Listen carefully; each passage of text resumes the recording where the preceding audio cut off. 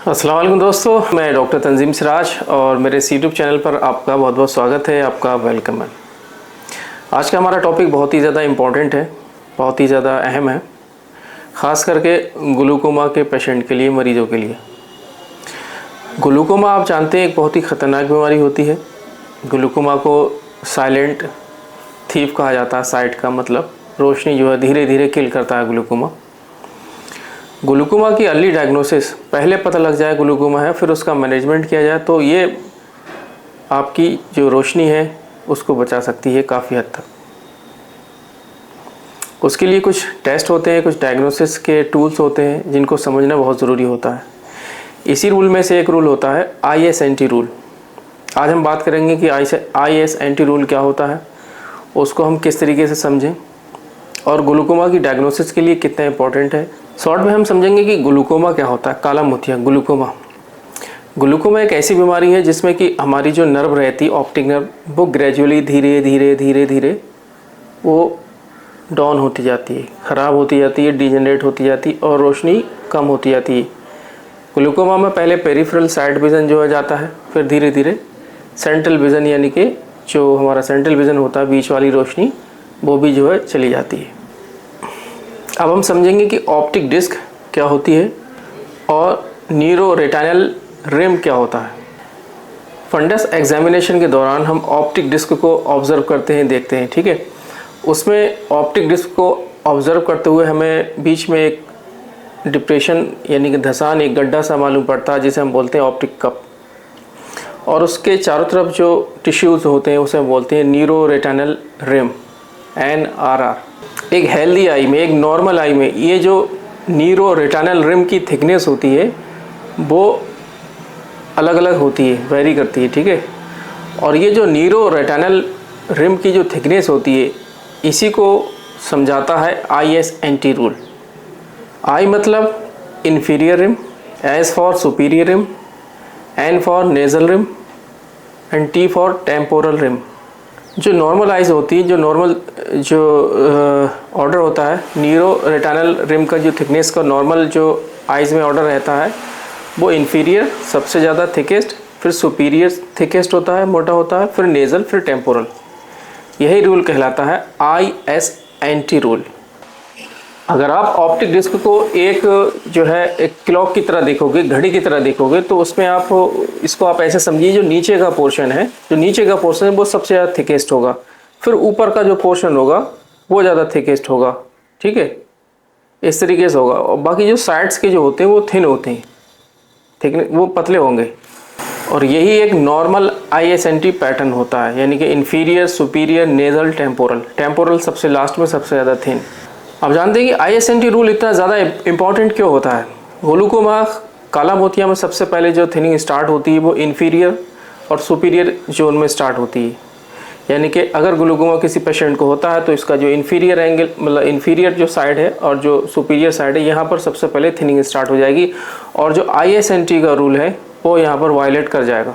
अगर eye examination के दौरान हमारा इंफीरियर जो रिम है वो थिन हो जाए और सुपीरियर भी थिन हो जाए, उसके अंदर नॉचिंग आ जाए, तो यहाँ क्या होगा, जो नॉर्मल ISNT रूल है वो बिखर जाता है, उसका वायलेशन होता है, ठीक है।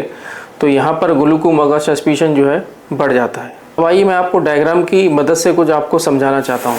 मैं यहाँ पर आपको डायग्राम की हेल्प से, मदद से कुछ बताना चाहता हूँ। मैंने आपको बोला कि CD रेशियो अगर आपका कब बड़ा हो जाता है तो CD रेशियो बढ़ जाता है, ठीक है। वो मैं आपको डायग्राम के थ्रू आपको कुछ समझाना चाहता हूँ बेसिकली, ठीक है।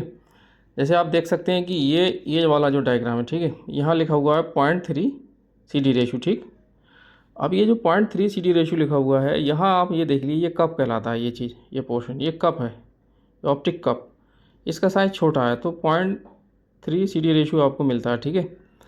और यहीं अगर ये कप जो है बड़ा हो जाता है, ये देखिए कप जो है बड़ा हो गया, ये देखिए इस तरीके से ये कप बड़ा है, तो इसका कप का और ऑप्टिक डिस्क का जो रेशियो आएगा वो बड़ा हुआ आएगा, 0.9 CD रेशियो आएगा, ठीक है। तो यहाँ क्या होगा, ग्लूकोमा सस्पेक्टेड हो जाता है, यहाँ पर ग्लूकोमा हो सकता है, मरीज को ग्लूकोमा के चांसेस बढ़ जाते हैं। जो CD रेशियो होता है उसके बढ़ने से ग्लूकोमा के चांसेस बढ़ जाते हैं, ठीक है। लेकिन कुछ केसेस में एक्सेप्शन भी होता है, अपवाद भी होता है, वो मैं बाद में आपको बताऊँगा। हर बढ़ा हुआ CD रेशियो ग्लूकोमा नहीं होता है, ठीक है। तो आप ये समझ सकते हैं कि ये देखिए आप, यानी कि ऑप्टिक कप जितना ज़्यादा बड़ा होगा तो CD रेशियो उतना ज़्यादा हाई होगा। ये डायरेक्टली प्रोपोर्शनल है, ठीक है। Optic cup directly proportional to CDR ratio, ठीक है। तो ये आपके समझ में आ गया होगा, ये इस तरीके से स्टेप। दूसरी बात मैं यहाँ पर आपको बताना चाहता हूँ, ग्लूकोमा की डायग्नोसिस के लिए होता क्या है, जनरली एक रूल होता है IS&T रूल, ठीक है।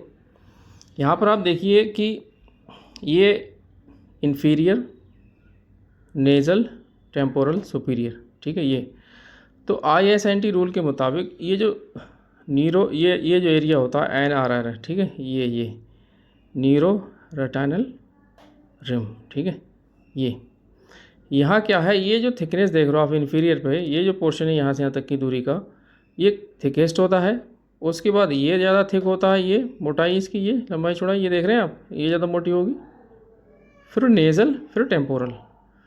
तो नॉर्मल कंडीशन में क्या होता है, ये जो ऑप्टिक कप होता है ये आप देख रहे हैं वर्टिकली कैसा है, हॉरिजॉन्टल है, नहीं वर्टिकली नहीं है, हॉरिजॉन्टली ओवल है ये, ठीक है। हॉरिजॉन्टली है, इस तरीके से देखिए आप, हॉरिजॉन्टली ओवल है और ये दूरी बढ़ी हुई है। तो ये एक नॉर्मल डिस्क का स्ट्रक्चर होता है मतलब।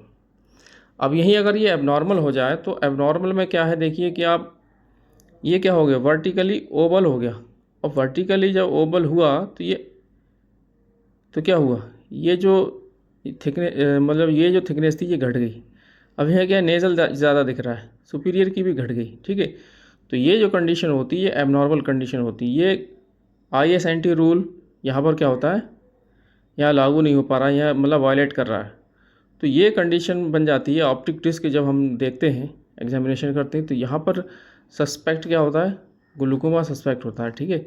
ये यहाँ पर ग्लूकोमा सस्पेक्ट होता है। हालांकि ग्लूकोमा सस्पेक्शन मतलब डायग्नोसिस के लिए 7-8 टेस्ट और भी होते हैं, उनको सभी को ध्यान में रख कर के ही बात कही जाएगी। लेकिन फ़िलहाल ये जो चीज़ मैंने आपको बताई ये बहुत ज़्यादा इम्पॉर्टेंट होती है चीज़ों को समझने के लिए। अब क्लिनिकल एग्जाम्पल से समझते हैं। फॉर एग्जाम्पल एक पेशेंट की हमने ऑप्टिक डिस्क को ऑब्जर्व किया, एग्जामिनेशन किया, ठीक है। वहाँ पर अगर आपको इन्फीरियर, सुपीरियर, ठीक है, नेज़ल, टेम्पोरल, ये इस ऑर्डर में आपको जो है थिकनेस दिख रही है, तो ये नॉर्मल आपको ऑप्टिक डिस्क कहा जाएगा, ठीक है। अगर आपने किसी दूसरे पेशेंट को देखा जहाँ पर इन्फीरियर पतला हो गया, टेम्पोरल ज़्यादा थिकेस्ट है, ठीक है, या नेज़ल ज़्यादा थिकेस्ट है, तो ये क्या है, अब नॉर्मल शो हो जाएगा। तो यहाँ पर जो है ग्लूकोमा का जो है चांसेस ज़्यादा बढ़ जाएंगे।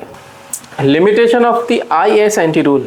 IS&T रूल हर पेशेंट में लागू नहीं होता, यहाँ इसकी भी कुछ लिमिटेशंस होती हैं, इसकी भी कुछ मतलब लिमिटेशन है कि कहाँ पर ये लागू होगा या नहीं होगा। Large physiological cup, tilted disc, myopic disc, congenital जो डिस्क होती है उसके अंदर कोई ख़राबी आ जाए, यहाँ ये 3-4 जो एक्सेप्शन है, जो पॉइंट है, यहाँ पर IS&T रूल जो है लागू नहीं होता है, क्योंकि कुछ पेशेंट में फिजियोलॉजिकल जो कप होता है वो नॉर्मली ज़्यादा बड़ा होता है, ठीक। एक बात और, डायग्नोसिस के लिए ग्लूकोमा को कंफर्मेशन करने के लिए केवल IS&T रूल सफिशिएंट नहीं है। ये एक अर्ली स्टेज में एक क्विक जो है डिसीजन मतलब सस्पेक्ट करार देने के लिए काफ़ी रहता है। इसके प्रॉपर डायग्नोसिस के लिए और भी कई सारे टेस्ट करने पड़ सकते हैं, जैसे कि आपका OCT हो गया, आपका ONH-RNFL हो गया, आपकी पेरीमेट्री टेस्ट हो गया, IOP हो गया, ठीक है, गोनियोस को भी कर सकते हैं। ऑप्टिक डिस्क का एग्जामिनेशन होगा प्रॉपरली और पूरा इन्वेस्टिगेशन के बाद ही इसको ग्लूकोमा जो है डायग्नोसिस उसकी बनेगी। तो दोस्तों आज का ये हमारा जो वीडियो था वो हमें ये बताना ज़रूरी था कि ग्लूकोमा जो है अर्ली जो है इसका डिटेक्शन, अर्ली इसकी जो है पहचान होना ज़रूरी है। और क्योंकि अर्ली पहचान होगी तो फिर जल्द से जल्द इसका मैनेजमेंट और ट्रीटमेंट स्टार्ट हो जाएगा। तो IS&T रूल के बारे में हमने आपको बताया कि किस तरीके से इसको हम पहचान सकते हैं। अगर आपकी रिपोर्ट्स में या फिर इस तरीके से जो भी आपकी जांच हुई है, डॉक्टर ने कहा है यहाँ पर चेंजेस आ रहे हैं, तो समझ लीजिए थोड़ा सा सावधानी की ज़रूरत है, आपको प्रॉपर ट्रीटमेंट लेने की ज़रूरत है। दोस्तों ये वीडियो आपको अच्छा लगता है तो इसको लाइक कीजिए, और अगर आपको कुछ पूछना है तो आप कमेंट बॉक्स में कमेंट करके पूछिए, या अगर आप हमसे होम्योपैथिक कंसल्टेशन भी लेना चाहते हैं तो आप हमें व्हाट्सएप पे अपनी रिपोर्ट्स साझा कर सकते हैं और आप हमसे अपने केस के बारे में पूरा डिस्कशन कर सकते हैं। थैंक यू, शुक्रिया फॉर वॉचिंग।